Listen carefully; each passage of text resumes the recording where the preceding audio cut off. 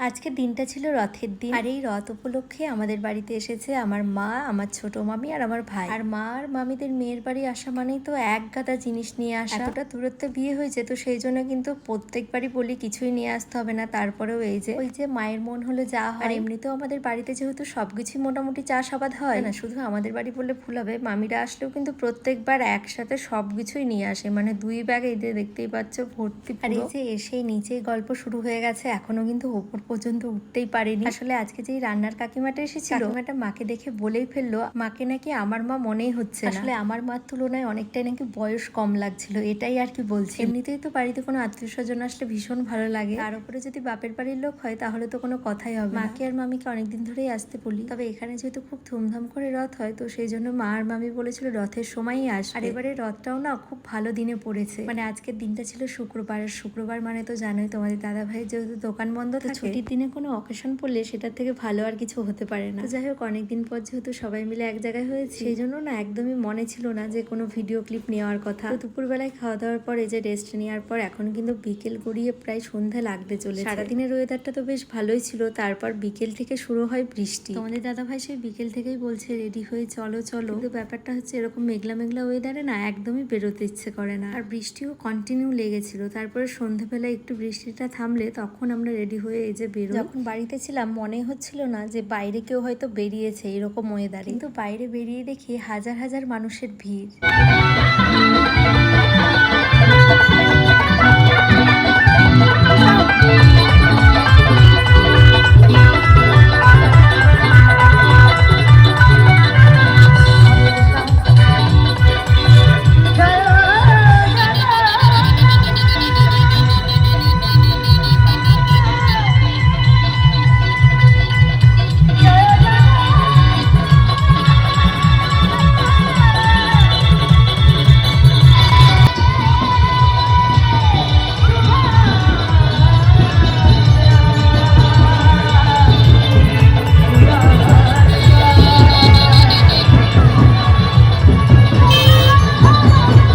চারিপাশে ঠাকুরের উপরে ভক্তি আর ভালোবাসা থেকে সত্যি ভীষণ ভালো লাগছিল। প্রত্যেকটা রথ এত সুন্দর করে সাজিয়েছিল, মানে চোখ সরানোই যাচ্ছিল। আমাদের বেথুয়াতে এরকম অনেক মন্দির আর মঠ থেকে কিন্তু এরকম রথ বেরোয়। সবটা তো শেয়ার করতে পারলাম না, আসলে আমরা তো অনেকটাই লেটে বেরিয়েছিলাম, তবে রাস্তায় যতগুলো দেখেছি সবকটাই কিন্তু তোমাদের সাথে শেয়ার করছি। বাচ্চা থেকে বয়স্ক এমন কেউ নাই যে আজকের দিনে বেরোয়নি। আমাদের বাঙালিদের প্রত্যেকটা উৎসবই কিন্তু দেখার মতো হয়। থেকে বড় ব্যাপার প্রত্যেকটা অনুষ্ঠানের উপর এই যে মানুষ এতটা সময় দেয়, এটাই ভীষণ ভালো লাগে। রথ দেখতে দেখতে 2-3টে রথ কিন্তু টানাও হয়ে গেছে, কিন্তু সেই সময় এত ভিড়ভাট্টার মধ্যে তোমাদেরকে আর কোনো ভিডিও ক্লিপ দেখাতে পারলাম না। রাস্তাটা এত জ্যাম যে আজকে কিন্তু টোটোর কোনো ব্যবস্থাই নেই।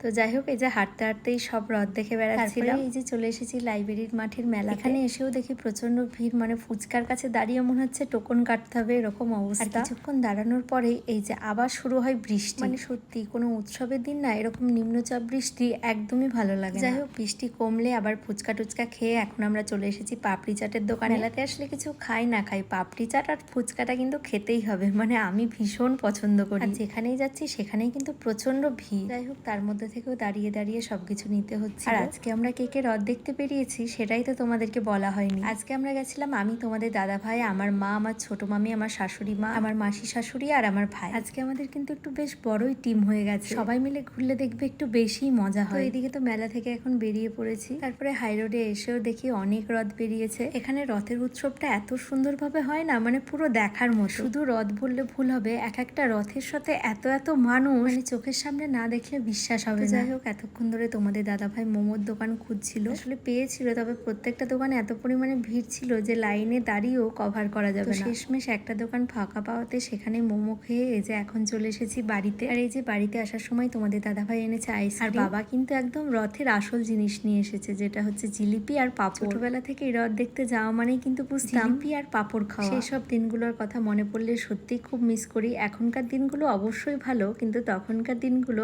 আরো অন্যরকম ছিল। ব্লগটা ভালো লাগলে একটা হলেও কমেন্ট করে যেও। জয় জগন্নাথ।